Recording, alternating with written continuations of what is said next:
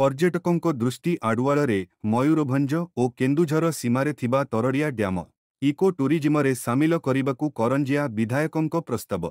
मयूरभंज जिल्लारे थिबा अनेक दर्शनीय स्थानर विकास होई पारु नथिबारु सेगुड़िक पर्यटकों दृष्टि आडुआଳରେ रही जाइछि। सेहीपरि मयूरभंज और केन्दुझर जिला सीमारे एभली एक स्थान रहिछि जहार नाम तरड़िया डैम। एही स्थान प्राकृतिक सौंदर्य चिलिकार भ्रम सृष्टि करुथिबारु एहाकु गोड़भंगा मिनी चिलिका भावे विवेचना करा जाइथाय। एहार पारिपार्श्विक विकास हेउ नथिबारु स्थानीय लोकंक असंतोष रहिछि। तेबे एही डैमकु इको टूरिज्म मान्यता प्रदान करिबाकु करंजिया विधायक पद्मचरण हाइबू प्रस्ताव देइथिबा जणा जाइछि।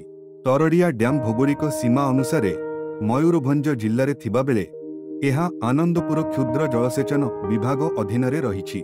तरड़ियार विकास हेले निकटरे थिबा भैरवकुंड, भीमकुंड, सुनामुनी जंगल बीच सहित एहा एक नूतन स्थली भावे जोड़ी होई पारिबो जहाद्रा स्थानीय बासिंदा मध्य उपकृत होई पारिबे बोली बुद्धिजीवी माने मत प्रकाश करिसेंति।